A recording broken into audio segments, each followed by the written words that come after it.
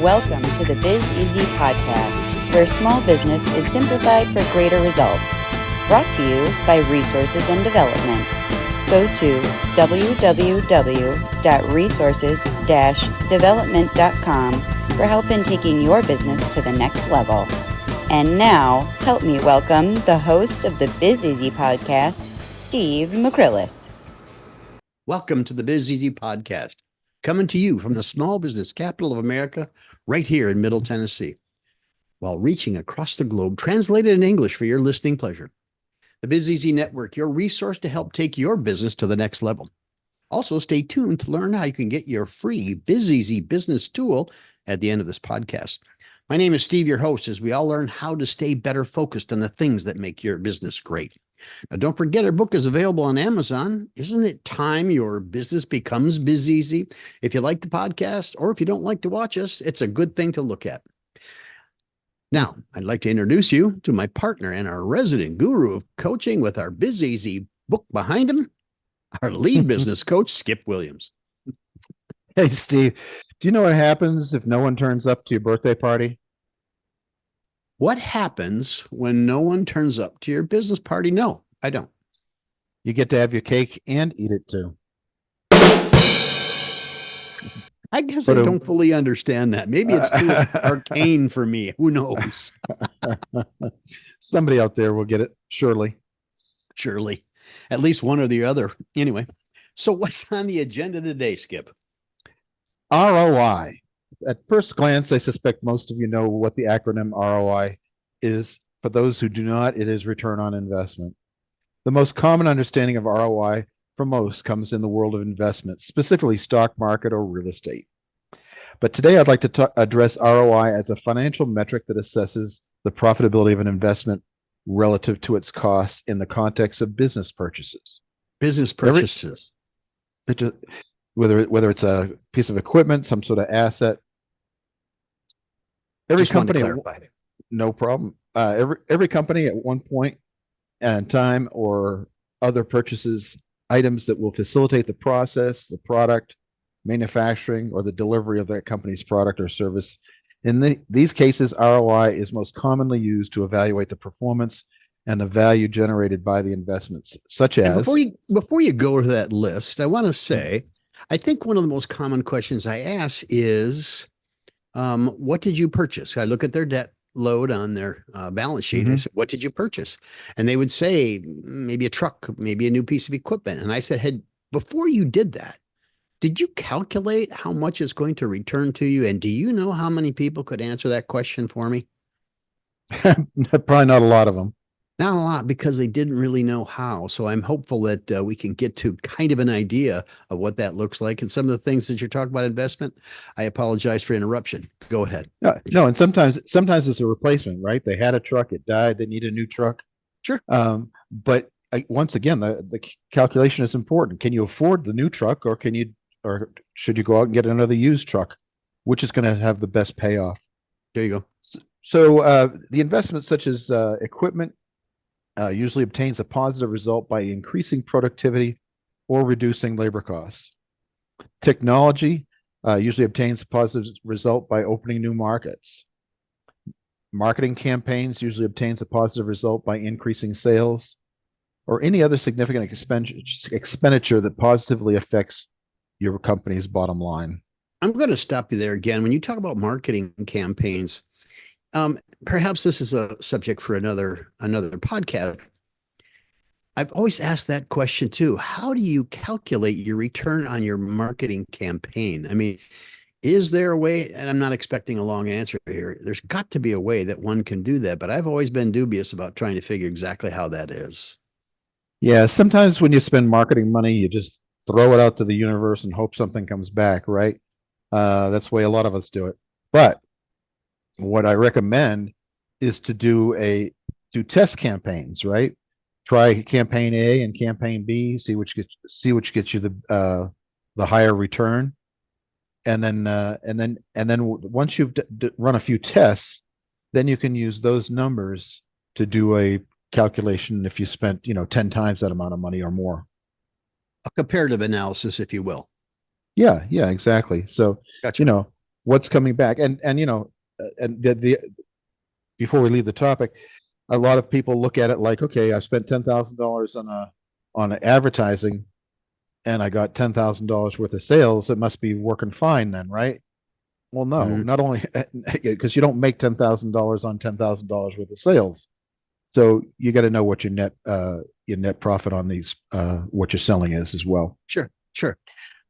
So as a side note, it is safe to say that anything that affects your bottom line negatively or in a neutral way turns out to be a luxury and a want to have rather than a need to have. To wit, you will find that you have purchased at your own peril. More, more profit is our main driver for major purchases. Safety and government regulation can also be drivers. However, ROI can still be calculated on a what if, like what if we had an accident, or what would the fines be if we got caught violating a regulation. What we want to know is what the additional revenue or cost savings will this new purchase produce, and how long before those savings add up to the original cost of the investment. Keep in mind that we always have profit as the end goal. Sure. So let's look at ROI over the life of a purchase and construct a simple calculation needed to do it. We simply take the net gain from the investment, so that's the gain minus the cost, and divide that by the original cost. Then multiply that times 100 to give us our answer in the form of a percentage. So ROI equals net gain from investment divided by cost of investment times 100. For example, suppose a business invests $10,000 in a new marketing campaign, leading to an additional $30,000 in revenue. The ROI would be calculated as follows. We take $30,000, subtract the $10,000 we spent in revenue, divide that by the investment of $10,000, multiply it times 100, and it equals 200%. Now, 200% seems like a pretty good gain until you ask yourself, over what period of time? Is this a 3-month investment or a 10-year investment? Okay, now this does apply specifically for a marketing campaign, right? That was the example used. Yep. And without overcalculating this or overcomplicating this, you have to factor in your gross margin in there on some level. Yes, you're absolutely right. That is true. So to your point, you didn't make $30,000 from the marketing campaign, or maybe you did. Maybe you sold $100,000, but $30,000 was your net gain. Okay, so how do we simplify this math in a usable number and make it biz easy? Let's make it biz easy. Okay. Rather than go through all the above, I like to understand my monthly gain and then divide that into the investment.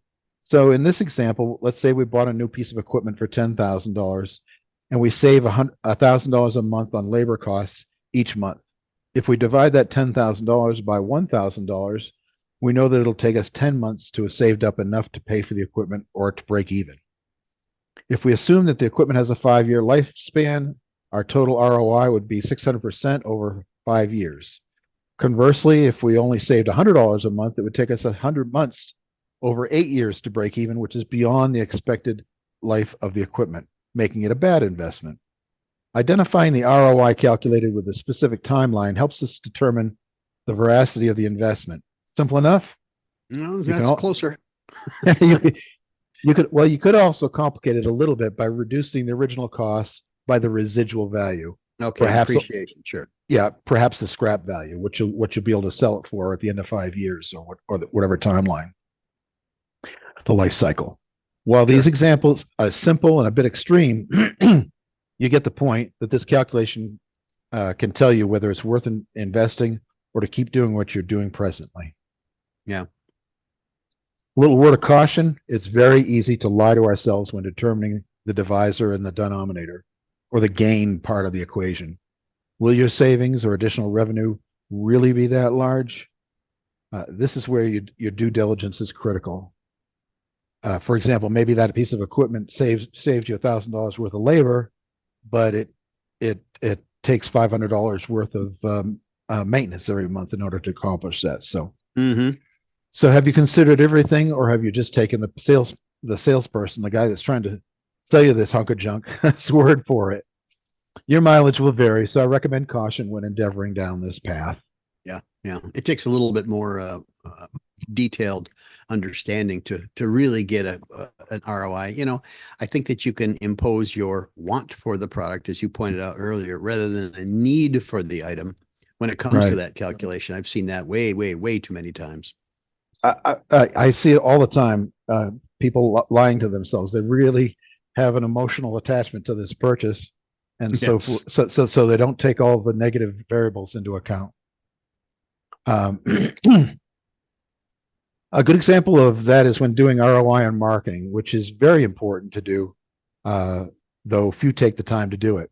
It can get a little tricky to make assumptions about how much new business it will bring in, and asking the question, does that marketing offer include a discounted price or additional cost? When it comes to a major marketing investment, always test with small amounts of money to get a fairly accurate data as to what the larger campaign will do, and then perform your ROI analysis to get a better understanding of what your expected return should be. So it really does take, first of all, you have to consider over what period of time. In the example of a marketing, what period of time I would say that you have a law of diminishing returns there. The more you put into marketing doesn't necessarily mean the more sales you're going to get. The more you put into it, you won't necessarily increase the amount of sales you're going to get out of that. But also, spending that much money will diminish any sort of profitability you have by increasing cost. Did I overcomplicate that by saying that? Well, I don't know if you overcomplicated it, but you said it fairly succinctly. In the stock market, analysis is what separates the amateur from the professional. The professional can significantly reduce their risk by applying analytical tools. Inside your business, you can eliminate almost all risk with a simple return on investment analysis. After all, isn't that the fundamental objective of running your own business? Limiting risk and maximizing return. Well, if it's not, it probably should be, right? I mean, that's set on your goals, objectives for each quarter, each month, each week, however you decide to do that. But I think that the need or the want to have something new, or to have something that would increase productivity, is always on the mind of a business owner. Replacing people with equipment, or faster equipment to reduce the amount of time. And I think that it doesn't take a great deal of mathematical skill to be able to sit down. Okay, how much more is it going to produce? And then come to that hard realization that maybe it won't. I mean, if it takes two people to Right. operate the equipment where otherwise it took one, well, you got to factor that into the equation as well. So, and I know everybody does it. Yeah, you always have to make the decision: should I buy it? Should I not? So, You brought up a lot of these additional factors that can complicate the calculation, but it is simple math. You're absolutely right about that.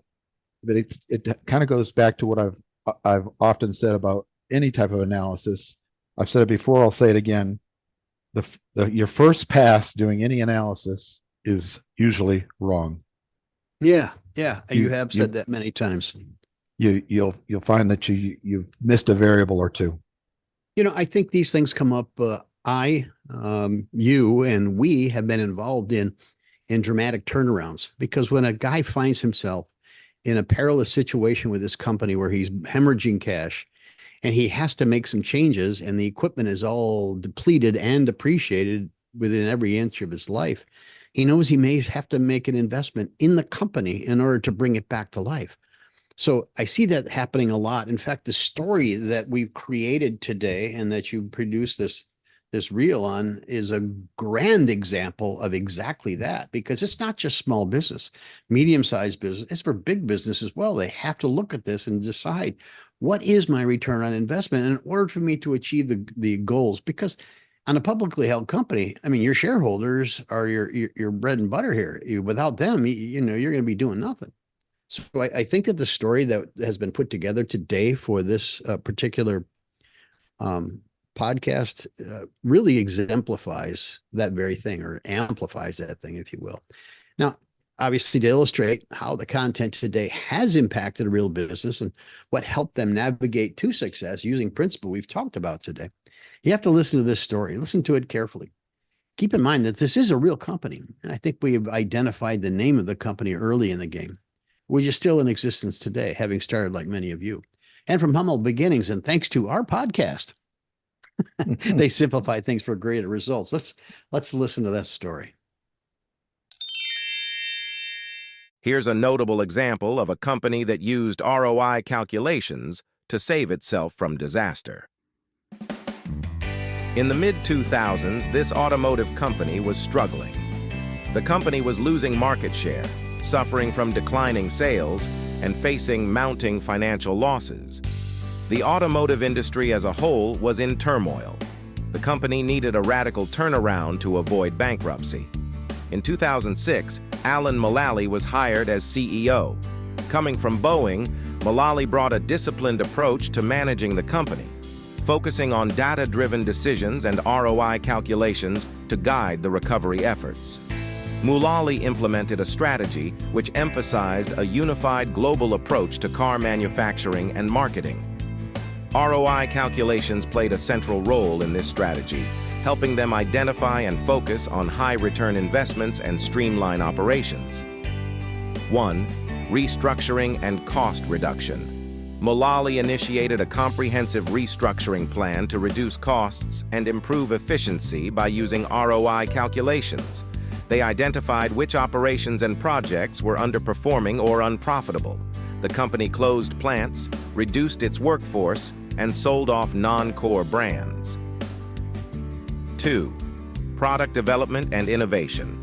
Mulally emphasized the development of a global lineup of vehicles that could be sold across different markets with minimal modifications.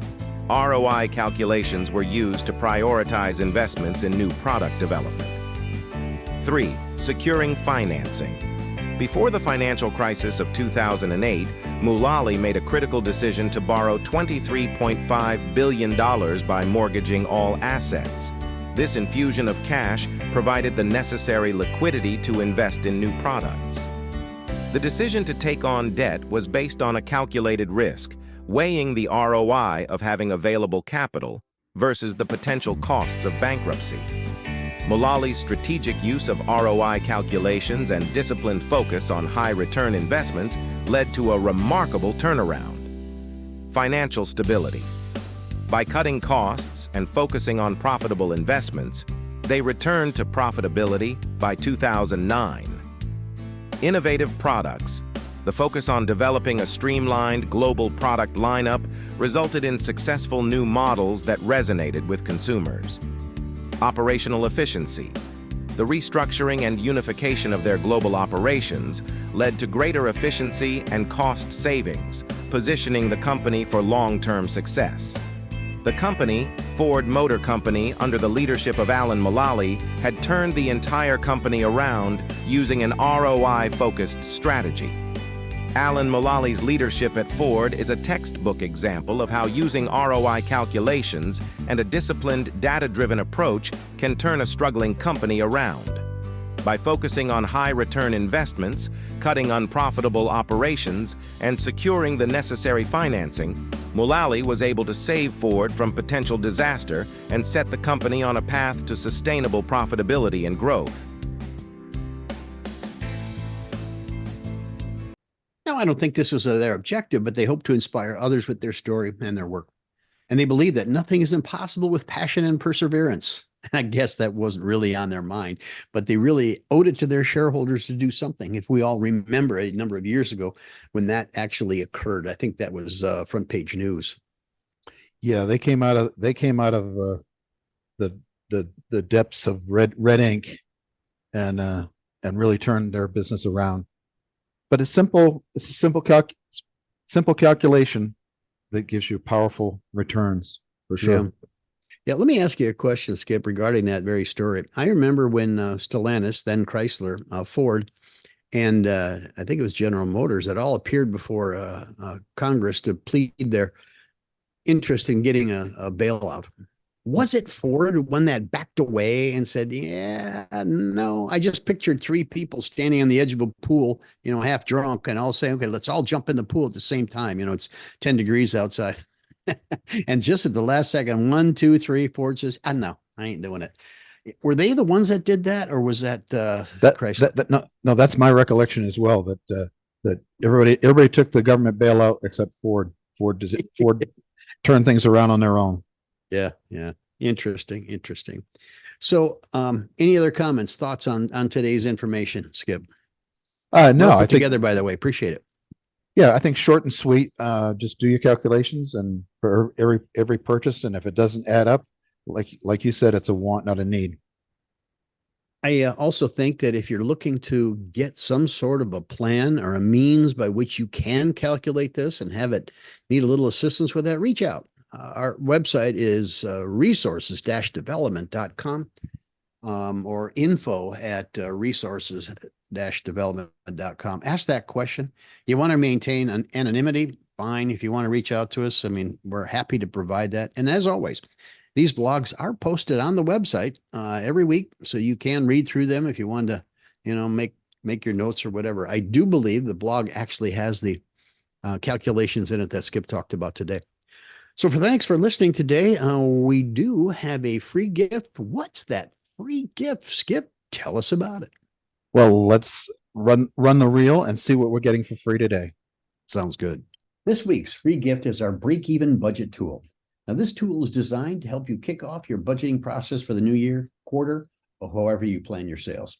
And we all know how important planning is because, as we've said many times in our podcast, if you don't know where you're going, just about any road will get you there eventually. Now, let's let Skip show us around the tool. Thanks, Steve. I think this is going to take the fear out of budget season. I know we all get a little worked up when it comes to designing a budget, but it doesn't have to be that difficult. And this tool should help you get started with that process and make it relatively easy. The minimal amount of information you need to start with. Put your present sales revenue in here, put your cost of sales, put your present overhead in here, and then tell the spreadsheet how many months of data that represents. I mean, ideally you'd want 12 months, but if all you've got is a quarter's worth of information, you put 3 months.